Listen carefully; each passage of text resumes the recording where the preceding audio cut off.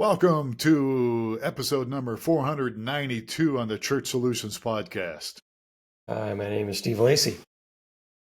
Steve Lacey, I got the number right this time. I think last week I got confused and befuddled, and I gave the wrong episode number during the bulk of our interview. And I think when I edited and did the kind of beginning tag, I put in the right one. But we're getting close to 500 on our podcast now. All right. 8 weeks away, huh? Tell you're really excited about it. So you know what the season is now, right? You know what time of the year it is, right? Fall, back to school. I don't know. What is it? Close. It's baseball, playoff baseball. Oh, baseball playoff season. Yes, my son Ryan is really into it. So. Oh, okay. I wasn't sure about that. I didn't know about that. No, you're not into it. No, I'm not. And my brother-in-law is really into it. Major Dodgers fan. He's a Dodger fan. Okay. Yes, he lives in LA and he's been Dodger fan forever. Yeah. So they like to rib each other. And so what's Ryan? I mean, Ryan's obviously Diamondbacks, but Diamondbacks are out of it again this year for the second year. Yeah. What's Ryan? Who's Ryan pulling for this year? Diamondbacks, but I don't know who is. Yeah, maybe he gave up. Maybe he's just done. He's done. That's kind of how I do it. Like my team is out. I guess I'm no longer watching the rest of this March Madness, Final Four or whatever. Yeah. Yeah. Well, yeah, I'm kind of split these days because now everything's changed. But growing up in Ohio area, I did at one point root for the Indians, the Guardians now, and I actually was more of a Pirate fan because I was right in the middle of Ohio. I was right in the middle of Cleveland and Pittsburgh. I was in Youngstown, so Pittsburgh's not. They've been playing terrible the last few years, and so. But the Guardians are in, so I'll kind of hope the Guardians can go somewhere. Other than that, I wouldn't mind seeing San Diego get in there. I mean, they're in the playoffs, so we'll see how they progress. But you got quite a bit of teams this year. You got the Cubs that are in it now. This is going to culminate in a World Series win. Yeah, I mean, who knows? Nobody knows. The Yankees are in it again as usual, and we don't know when the World Series will be. Oh, we know when the World Series will be. When's that? But you have 12 teams now. It's no longer 2 teams, or 4 teams. Now it's 12 teams. So you got to go through that whole process. Yeah. So I don't have a World Series date, but it's going to be late October probably by the time the World Series starts. That's what this all will culminate.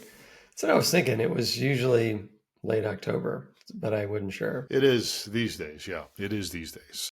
But anyhow, I digress. All right, so today we're going to actually talk about something that a lot of people might be really interested in because we are introducing a new plan with streamingchurch.tv. Streamingchurch.tv is one of our products here. But before we get to the new plan, let me ask you a question, Steve. When you're looking at something on YouTube, are you easily distracted by other things that pop up? YouTube has really come a long way in the world for me recently, because I've always had a Roku, or I've had a Roku for a very long time, and I would go to the YouTube channel on Roku, watch it on my TV, and it was just a terrible experience. Videos loaded super slow, navigating was just terrible. But now it's really good. So I do a lot of YouTube now on my TV. So I don't do much on the computer anymore. And then probably do TV number 1 and then phone number 2. So yes, if I'm on the phone, or TV is not as distracting because it takes over the whole screen. But watching anywhere else, yes, it can be very distracting. I haven't watched YouTube. I mean, we load help videos on YouTube, and this Church Solutions podcast will be on YouTube, and we do load our webinars on YouTube as well as our website, streamingchurch.tv. But a lot of times when I'm going there to upload a video or something, I honestly will get distracted by something. I saw something from Lost in Space from the 1960s, the robot. I was like, oh, what's that all about? Or Star Trek clips will pop up, or Jeep stuff, or some other things. And so Many times I will get distracted in YouTube.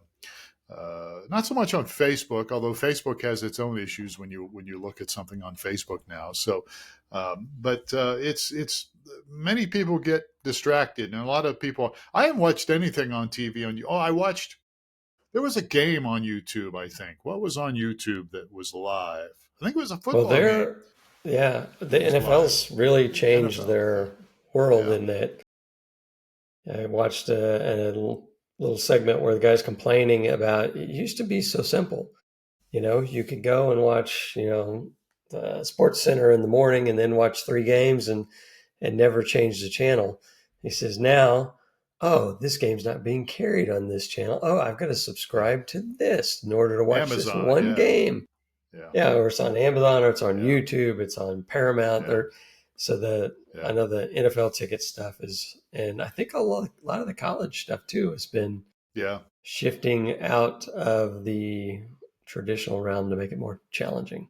Yeah, there was a NFL game this year. And the season's still early, as you know, but there was one on. Actually, YouTube exclusively had it, and Yeah, I watched it. I actually watched the whole thing, most of it, and I thought it worked out pretty good. Once I was able to get to it, I have Roku like you do, and all those things. So anyhow, so that's the reason I brought that up about being distracted was if people want to go to our blog, just go to streamingchurch.tv/blog. And if you look down a little ways, you'll see a new blog post called Stop the Scroll. And I opened it up right now. And one of the things I thought about when I was writing this was, churches that do stream using YouTube or Facebook, especially YouTube, many times while they're watching the stream on their phone or on a computer, they are also dealing with other things that are popping up around them, like cat videos, dog videos, political arguments, other clickbait things. Many times there's a competition going on there, and it's the same with YouTube to some degree. And so, I know you came up with this idea a while back. Like, what if you could just take the YouTube embed code that they provide you every week and just have it just grab the embed code one time, put it on your church's website once, never having to go back and refresh the embed code or change the embed code. What if you could do that? Wouldn't that make life much better for your viewers? And they would be going to your website, watching you stream on YouTube or Facebook. Wouldn't that be a good experience for people? yeah. I think the biggest challenge that churches have that are streaming to Facebook or YouTube exclusively is they'll put a page on their website that'll have a link that goes to their Facebook page or goes to their YouTube page. So it throws them into that environment, takes them away from your church website, somewhat takes them away from you and your influence over them. And so, yeah, the idea was, I think it was one of those shower moments where you go, oh, we got a lot of people that are streaming on Facebook and YouTube, and one of the chief complaints is it's not a very good experience for the viewer. So we put together an option of, and the other thing, and some churches will go through the hassle of embedding the stream onto their website. But the caveat with that is every new event, meaning a new service or next week's service, needs a new embed code. So you've got to keep your website guy tuned up to let's go grab the code to embed today. And so most churches, I haven't looked up the stats, but I would think most churches just say, oh, just give them a link to our YouTube page. They'll find the live stream on the YouTube page or on my Facebook page. So, All right. and that's what most So, churches are doing. so you have this idea and you have created something that's a new plan, and people can go to streamingchurch.tv and click on our pricing page or plan page, and you can see we have 4 plans now. We had our platinum plan, which included streaming to your website as well as social media platforms, and we have our premium, which includes archiving your videos. We host your archived videos. That's our premium plan. Then there's the basic plan we've had forever, which is you can stream with streamingchurch.tv, and again, it's all on your website, but we don't host your archives, but now we have another plan. And what is this new plan called? This new plan is called Social Embed. Okay. So the way it works is you basically will create a streamingchurch.tv account, and you have all of the features of streamingchurch.tv that are included with your basic account. Things like web hosts and the ability to chat and pray privately with people and have the Bible part of your platform, and use all the different tools that are there, weekly stats and attendance, automated follow-up, all the things that we have built out to make a live stream event for a church service appropriate for a church service, as opposed to trying to adapt a player for watching a high school football game to work for your church service. Our platform is completely church focused. So you get everything with that. And you basically just go in and connect. If you're streaming it works with both Facebook and YouTube. And you go and connect. If you say, for example, you're using YouTube, you go and connect your YouTube account. You basically just put the channel name for your church in, and it will find it and authenticate it and link it up. So then next step is you just embed the normal streamingchurch.tv platform embed on your church website, and you're good to go. So the next time that you stream, Streaming Church is going to do some work behind the scenes and go find out when you are live and go grab that live stream and bring it right to your church website So the on the embed code that platform. we're talking about, that you never have to, so once you put it on your website, you never have to keep going back and changing it all the time. That embed code is found in the streamingchurch.tv admin control panel. So Yes. you go there, copy that embed code, and then go to your website. And of course, you have to be an admin on your own website and be able to go in. I call it the back door, and go in there and then paste the code on a specific page that you want people to see. And there it is. And Yep. then, And that's what those that are familiar with Streaming Church.tv, they've been using that setup for the years. It's unchanged. right, right. So that same process for getting your live stream onto your church website, it's been around how many years? 12, 13, more than a decade. So It's 2009, right? I yeah. remember Oh yeah. 2008, 2009, One and a something half like that. decades, almost 2 decades, huh? I know, right? We're getting there. Yeah. I remember those days. I remember. All right, so then they can just go live. So they can use their live encoder like they normally would, OBS or something, or vMix or Wirecast, or a different hardware based live encoder. So it's a one time embed code, and it never changes, and so you don't have to deal with this technical rush every week trying to make sure we get it right. And a lot of churches use volunteers, and that's challenging sometimes. Yeah. So we do all the magic for you of once you register your channel, either your channel is the vocabulary for YouTube or your page with Facebook, then we'll automatically go out there and look for your stream when it's live and stick it on your church website for you. Do you have to have a number of followers? Like on Ah, Facebook, you do, right? Facebook, you have to have yes, at you least 100, do. right? I'm not real well versed with that, but well, actually, we ran into that when we were trying to do some testing with this because we had some test accounts that didn't have the magic number of followers. You have to have at least 100 followers On Facebook. on your Facebook page. What about So YouTube? Is there any restrictions on that? I'm I don't think there's any restrictions on YouTube. trying to remember. If you can, there may be restriction. I don't know. Do you I know? do know you have to make sure it's public. We should ask the smart guy that. Yeah, no. I know you have It. to. Go ahead. Yeah, we should look. We should go find out. I should have known that before we went into this podcast. I don't think there's any restrictions on the YouTube side. I know we didn't run Um, into any.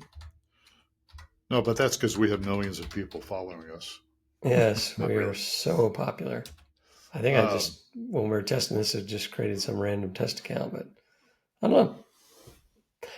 Well, if you're You do need to make sure that you make it public for people to be able to see it. I think, right? yes, and that's true for if you're streaming with YouTube now with your church, you got to do that already. Yeah. Um, According to the smart guy here, you can stream live on YouTube without any minimum number of followers or subscribers if you use a desktop computer and either webcam streaming or encoder streaming, which would be, like we mentioned earlier, OBS or yeah, something like that, a hardware encoder. You do need to have a verified YouTube account, and but there's no live streaming restrictions on your channel.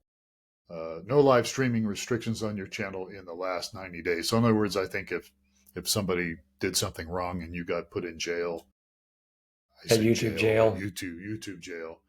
Uh, it does say you may need to wait up to 24 hours for the feature to be activated the first time you go live. So if you've never gone live before and you just set up the channel, you may have to wait 24 hours. Uh, so there is one little caveat here, and that is if you want to use YouTube mobile app to go live directly from your phone or your tablet, there is a subscriber requirement. You need at least 50 subscribers, Yeah, and you must also be 16 years or older to have no live streaming restrictions, and have no live streaming restrictions in the last 90 days. So, and there's a yeah, workaround or something to this as well, but yeah. Well, we would not I think advocate that you would go live on your phone with YouTube. not really a good idea. But No, it's I think the work there is a workaround. I think the workaround is if they use us, then I think it can be done. But well, yeah. getting back to Just your point, using your mobile phone, or even a tablet, is not really a good thing. Why is that? that's because typically church services are held with the pastor out front and the cameras in the back. So if you're holding an iPad in the back, it's not good. And the movement, I subscribe to some Hold your YouTube phone. channels Yeah. that if they get sloppy on you, where they start swinging the camera around, which is so easy to do on a phone, like woo woo woo, and you're watching this thing and you got it on a big screen, you start getting dizzy, you know. They're So they're streaming on a potato. yes, and the other thing is audio's a big mess if you're streaming. Anyway, Yeah. we do have some churches I think that may start out that way and go, "This is all I got," and but I don't know if we still have any that are continuing to regularly stream with their phone. Yeah, But I mean, obviously during the pandemic, everybody's, what do we do, kind of a thing, and I remember helping one guy because equipment was being sold out and everything else, and I told one guy to put his laptop on a stack of bricks or something and have it right in front of him, because this was during the pandemic and nobody was allowed in the worship center or whatever at the oh time, and so it was. But yeah, it's just not good audio. As we've beat this horse quite a bit. Can I say that? We beat this thing quite a bit, and that is audio is so important when it comes to streaming video. yeah, so most people are using either a desktop computer or they have a hardware encoder at the church, and you can stream to YouTube with your hardware encoder. So, or you use a software encoder on a desktop. That's the route we would recommend, and most churches have a soundboard and take your audio from the soundboard. So anyway, there's a lot of churches out there that are using Facebook and YouTube stream, and that's their only streaming solution. And so this product that we offer basically takes that what they may already be doing and provides a much better environment for them and a lot less hassle. So Yeah. And you get some pros, and there's some real pros here for this. For instance, let's talk for just a moment about analytics, right? Because as you've commonly said in the past, the analytics on YouTube and Facebook aren't necessarily real accurate. Somebody sees your stream for 3 seconds and goes away, but the analytics that we offer, if people use our social embed plan now, this new plan, is the analytics are much more accurate and give you much more uh, detail Yeah, to really I add mean, up. on Facebook, you're typically in a, people are scrolling, stop the scroll. So they're just scrolling and they scroll through your video and that registers it a view, whether they saw it or not.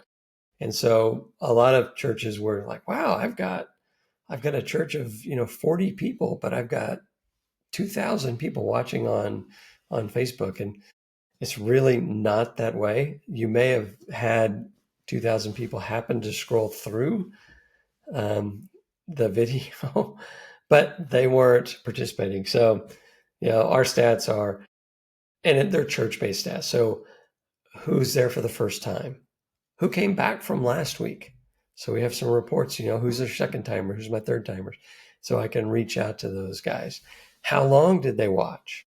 Where were they watching from? Are most of the people right around my community, around my church, or do I have people in my city or around the world? A lot of churches are seeing.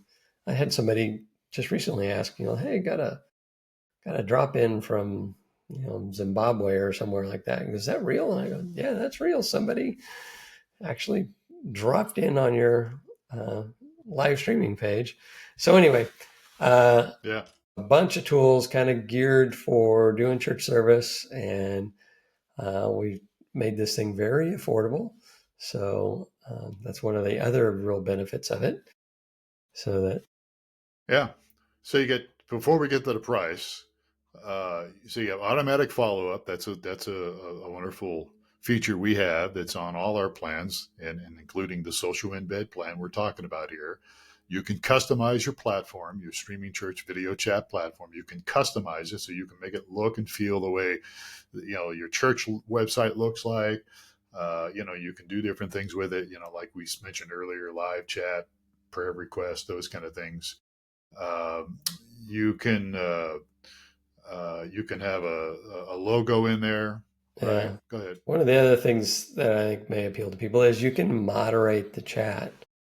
So that's, Yeah, you get, easy to moderate. yeah, it's Yeah, very easy to moderate. And yeah, you so, can block people if you have to, and never used to yeah, have to worry about that, but you do have that feature available now, and so a lot of things. And here's something we haven't mentioned, and that is we actually offer support.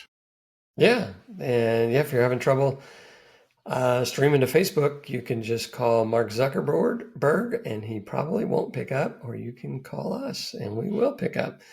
So Yeah, Zuckerberg and I just had a falling out a few years ago. he He's not doesn't happy return your with some of the calls stuff. anymore. No, he doesn't. But and I don't forget who the YouTube guy is. But yeah, so we are available to bring support.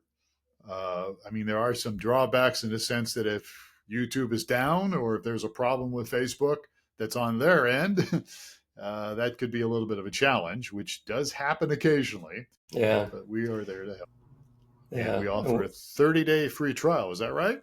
We do. Yeah.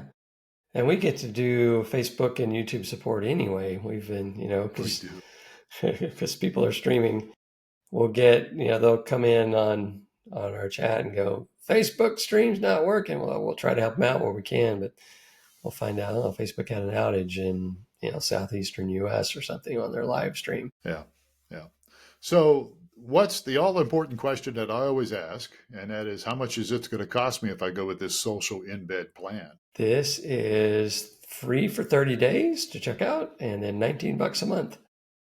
So this 19 bucks a probably month. won't last, but we'll As far see. as the price, you Yes, mean the it might go price. up? Might go Yeah. up. Yeah. I Yeah, it think might. might as well start low Yeah. and migrate I up. But yeah. I think I quoted somebody the wrong price the other day. I think I said 29, but it's 19 bucks a month. There's no obligation. You can make a free trial. You just go to streamingchurch.tv and go to our pricing page or plans, and you'll see four plans that we have. As I mentioned at the very beginning, we have four different plans based on your needs. So whatever your church's needs are, choose one of those plans, and but yeah, try out the social embed plan. That's the one we're talking about here. And again, you can make a free trial and 30-day free trial. Mess around with it, see if you like it. So, all right, good. I'm excited about this. Yeah, it should be. It's brand new. So Brand to new. go along with our brand new admin panel. So We're interested in people getting in there and testing things out. We've done our own testing, but it's been working really great. So, Yeah, yeah, it has. And yeah, you mentioned new admin control panel. We've modified our admin control panel, made it a little, I think, easier to navigate and cleaner. And so, be sure and check that out if you're a streamingchurch.tv customer. It's a new admin control panel and hopefully make it a little easier for you to navigate. Okay. All right. Well, I think we're good here. I think this is good. So if you want to know, you missed some of these details, you can always just go to streamingchurch.tv/blog. That's where we talked about some of the information. We just gave you some of the details here. And the blog is called Stop the Scroll. And that's, if you look on our blog page, you'll see several blogs. But if you go down there far enough, you'll see Stop the Scroll. And that's the one. And so check it out and give us some feedback on it. So to let us know what you think about the idea. Let us know if we can help you in any way, because that's really what we do around here at streamingchurch.tv. all right. Sounds good. All right, good. So with that in mind, let's root for the Guardians to make it to the World Series. They haven't won a World Series since 1948. Oh, yeah? All right. Yeah, you don't care. Not really. Yeah. I did go to the brother-in-law I mentioned is a big Dodgers fan. They had spring training here in Phoenix, and we met him at his hotel, and we went to the Dodgers Diamondbacks spring training game. Yeah. And I chased grandkids mainly around. I like the spring training games because they're north of us here up in Phoenix area. We're in Tucson, but the stadiums where they have them are smaller, and so it's just a more cozier field and more laid back, and you get a chance of getting foul balls much easier depending on where you sit. Although I've never gotten one up there, I've had kids beat me to the foul balls. It'll be bouncing around behind me, and I can't. I'm too slow. Are you a Savannah Bananas fan? No, I'm not. Oh, because or maybe you don't know, that the crowd is in it. If the crowd catches a foul ball, he's out. So I didn't know that. Did not know that. So that is one of the rules in their games. Didn't know that. I had no idea about that. I'm a Savannah Guthrie fan, but not a Savannah. And that's Savannah Bananas. Have you seen one of their games? I haven't been up there in years. I was going to go up last year and something earlier this year, I guess. They're broadcast all the time on TV. The spring training games, you mean? No, the Savannah Bananas. Oh, that I don't know. That makes no sense to me at all. Really? Check them out after we hang up on this thing. I can't believe my baseball fan does not know who the Savannah Bananas are. Nah, I have no idea who they are. It's kind of like, but not really, like Harlem Globetrotters, but for baseball. But in that they're a big entertainment deal. Check them out. It's really fun. It is kind of fun. Do they play down here in Tucson? They tour the U.S. I've never seen them in person. I've only seen them on TV. They're from Savannah, Georgia. Okay, and so that makes sense. Yeah, so they're all high-level professional athletes, and a large percentage of them are Christians. So I've seen some. So. Well, I'll do that. Yeah, I think I have heard of it now you mentioned it, but I just don't pay that much attention. I'm really not into sports as much as I used to be. I still like to watch the baseball games during the spring training and also during. Savannah Bananas is very entertaining. So check it out. Well, it's something I learn something new every day. All right, folks, if you want to learn something more about Savannah Bananas, just reach out to us at streamingchurch.tv and catch us again on another Church Solutions podcast. If you have not subscribed to us, what are you waiting for? You'll miss out things like Savannah Banana. You'll miss out those golden nuggets that Steve will throw out and then ask you, do you know this? You do know this, right? And you'll go, no, I don't know anything about that.